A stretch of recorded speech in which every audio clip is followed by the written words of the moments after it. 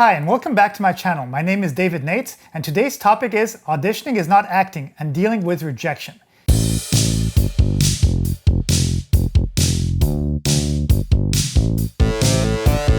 If you're an actor living in Hollywood, then auditioning and getting rejected is part of your everyday life.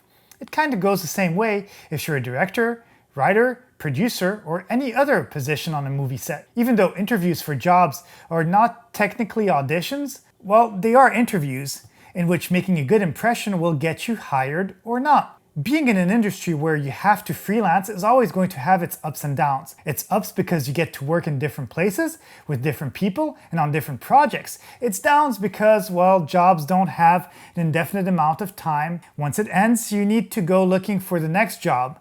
Also, you might be already looking for your next gig while finishing your current one. It's a sort of vicious cycle, but at the same time, this is how the movie industry works.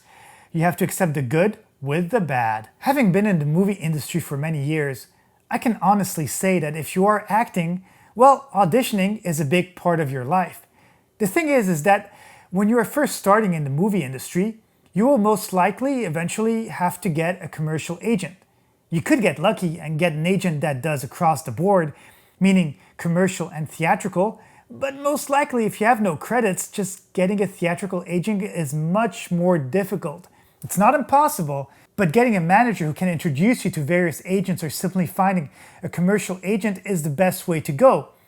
The reason that you will most likely get a commercial agent first is that doing commercials actually relies less on your acting chops, but more on your outer appearance. Now, I'm probably going to get people complaining to me and saying that some acting performances on commercials are amazing. How dare you say that commercial actors don't need to know how to act? I work hard at being a commercial actor. Yes, I agree. Some performances in commercials are amazing. There are a ton of good performances in commercials, but a big chunk of the actors in commercials often are doing pretty easy tasks and smiling at the right moment.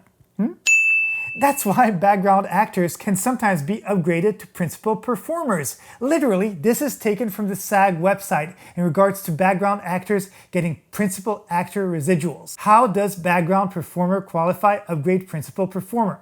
There are several ways to qualify for an upgrade to principal performer. Here are the most common. 1.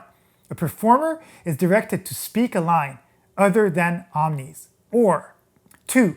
A performer is performing an identifiable stunt. Or 3. A performer is in the 1. Foreground, 2. Identifiable, and 3. Demonstrating or illustrating a product or service, illustrating or reacting to the on-off camera narration or commercial message. The performer must meet all 3 criteria simultaneously to qualify for a principal upgrade.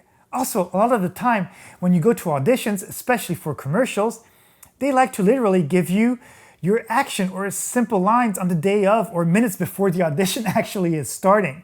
This means that even the people doing the commercial actually don't even know 100% what they want.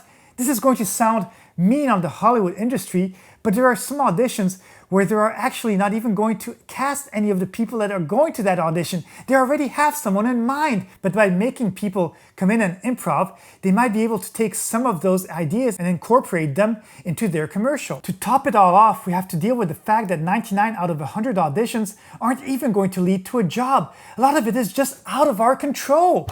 So how do you deal with rejection?